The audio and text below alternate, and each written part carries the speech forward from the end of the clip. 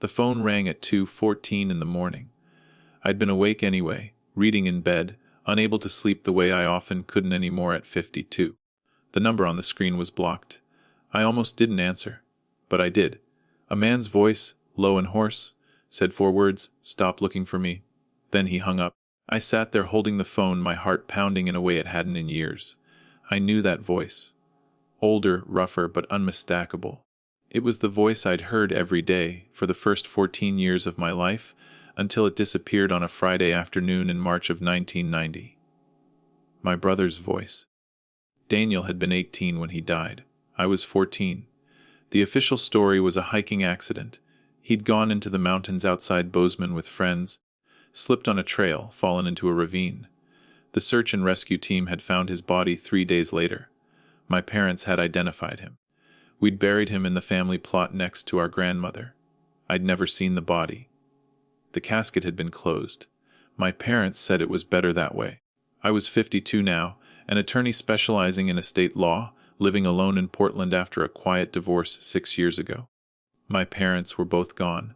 My father from a stroke in 2008, my mother from pneumonia in 2015. I had a small practice, a few close friends, a life built on routine and control. 3 months ago, I'd started looking into Daniel's death, not because I suspected anything, just because I'd been going through my mother's things and found a box of his belongings. Letters, photos, a journal he'd kept in high school. Reading his words had made him feel close again. It had also raised questions. In his journal, he'd written about feeling trapped, about wanting to leave, about a plan he was working on. The entries stopped 2 weeks before he died. I'd requested a copy of the accident report from the county. It was brief, almost perfunctory. No autopsy had been performed. The cause of death was deemed obvious. The body had been identified by my father based on physical characteristics and personal effects. I'd started asking questions. I'd called the ranger station that had handled the search. I'd spoken to one of Daniel's friends who'd been on the trip. I'd hired a private investigator to see if there were any inconsistencies. And now, 3 months later, someone had called me in the middle of the night and told me to stop. I didn't sleep the rest of the night. I sat at my kitchen table with my laptop and went through everything I'd gathered. The accident report, the death certificate, the investigator's notes, photos from the funeral. The private investigator was a woman named Ellen Reyes. She'd been cautious from the start, warning me that cold cases from decades ago rarely yielded new information. But she'd done the work. She'd tracked down the friends who'd been on the hiking trip. She'd spoken to the rangers. She'd requested records from the medical examiner's office. 2 weeks ago, she'd told me something strange. One of the rangers who'd been part of the search team, a man named Carl Brennan, had refused to speak with her. When she'd pressed, he'd said, "Some things are better left alone." I called Ellen at 8 in the morning. She answered on the second ring. I told her about the call. She was quiet for a moment. Then she said, "Someone's paying attention." I said, "Who?" She said, "I don't know. But I think we need to be more careful." I said, "I want to keep going." She said, "Are you sure?" I said, "Yes." She said, "Then we go deeper." But quietly, over the next 2 weeks, Ellen dug into the background of everyone involved in the search. She found that Carl Brennan had retired from the Ranger Service in 1995 and moved to Idaho. She found an address. She asked if I wanted her to approach him. I said yes. She drove to Idaho and knocked on his door. He didn't answer, but his neighbor did. The neighbor said Carl had left town suddenly about a week ago. No forwarding address. No explanation. Ellen also found something else. She'd requested the autopsy report, or tried to. The medical examiner's office had no record of an autopsy being performed on Daniel. But the death certificate indicated one had been completed. I said, "How is that possible?" Ellen said, "Either the records were lost, or they were never created." I said, "Or someone falsified the death certificate." She said, "That's what I'm thinking." I hired a forensic document examiner to review the death certificate. It took 3 weeks. But he found inconsistencies. The signature of the medical examiner didn't match other documents signed by the same person around that time. The certificate had likely been altered or forged. I took the findings to the county prosecutor's office. The assistant prosecutor I met with, a woman named Julia Santos, listened carefully. She reviewed the documents. She said, "This is serious. If the death certificate was falsified, that's fraud. But it's also 34 years old. Pursuing it will be complicated." I said, "I don't care." She said, "Do you have any idea why someone would do this?" I said, "No. But I'm going to find out." Julia opened a formal investigation. She requested the exhumation of the body buried under Daniel's name. The court approved it. The exhumation took place on a cold morning in October. I wasn't allowed to be present, but Julia called me afterward. She said, "The casket was empty."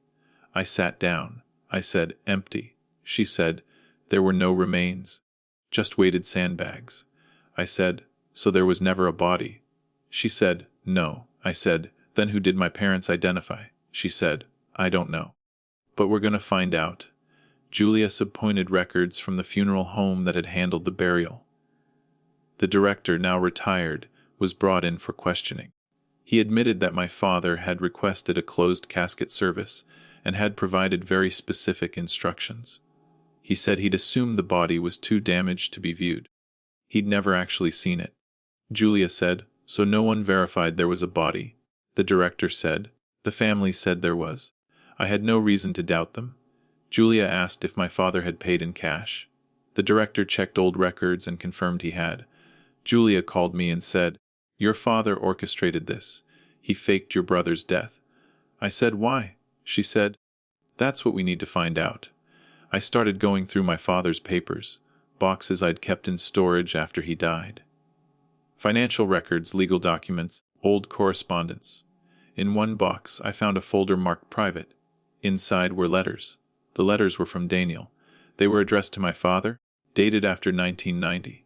The first one was from 1992. It said, "Dad, I'm safe. I know you're angry, but this was the only way. I couldn't live the life you wanted for me. Thank you for helping me disappear. I'll pay you back someday." There were more. Letters from different places: Seattle, San Francisco, Denver. They spanned years. The last one was from 2003. It said, "Dad, I heard about the stroke. I'm sorry I can't be there. But we both know why. Take care of yourself." I sat on the floor of my storage unit and read them all twice. My father had helped Daniel fake his death. He'd created the accident, falsified the records, held a funeral with an empty casket. He'd let me and my mother grieve for decades while Daniel lived somewhere else under a different name. I didn't know what to feel. Anger, betrayal, relief that Daniel was alive, grief for the years we'd lost.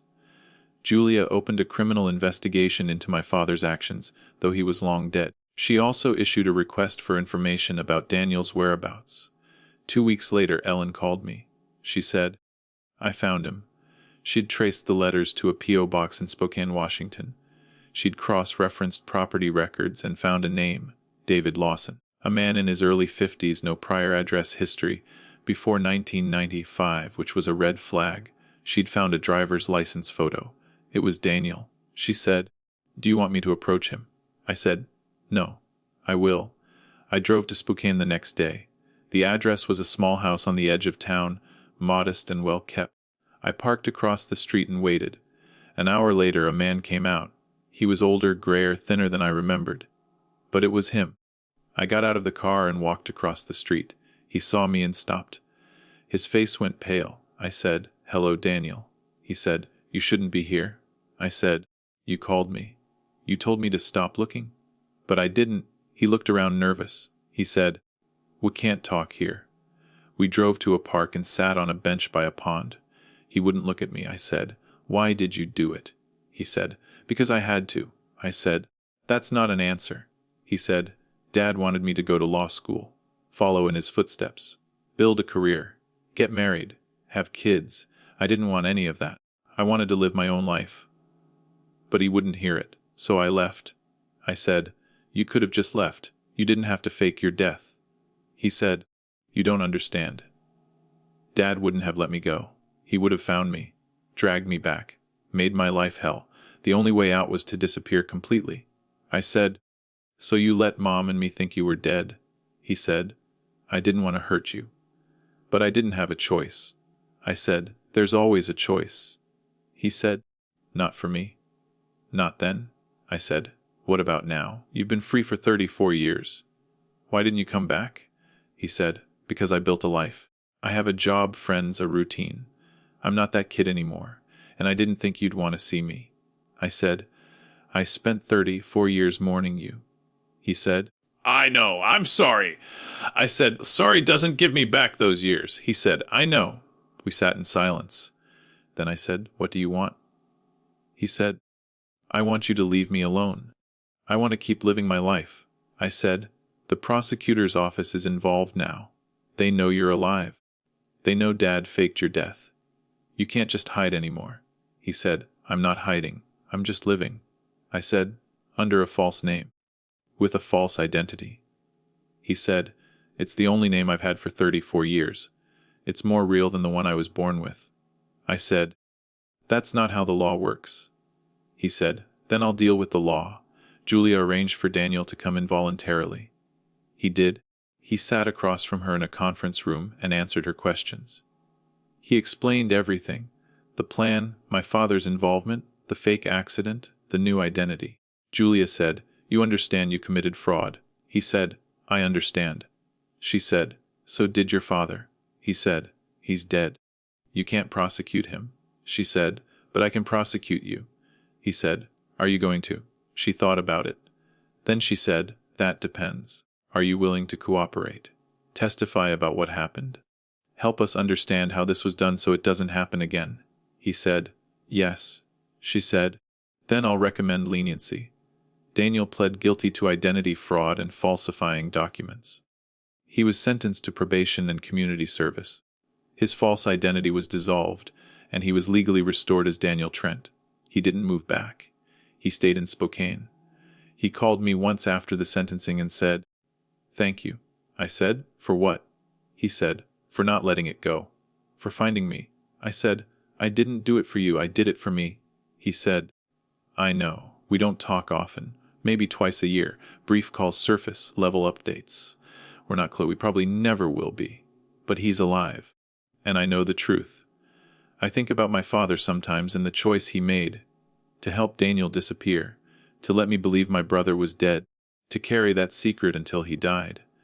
I don't know if he thought he was protecting me or protecting Daniel, or just protecting himself. I think about Daniel and the life he built in the shadows. Whether it was worth it. Whether he has regrets. Mostly I think about the years I spent grieving someone who was still breathing. The birthdays I marked alone. The grave I visited. The memories I clung to. Those years are gone. I can't get them back, but I don't have to keep mourning. If you've ever had to choose between the lie you were told and the truth you uncovered. If you've ever had to decide whether knowing is better than believing. You're not alone.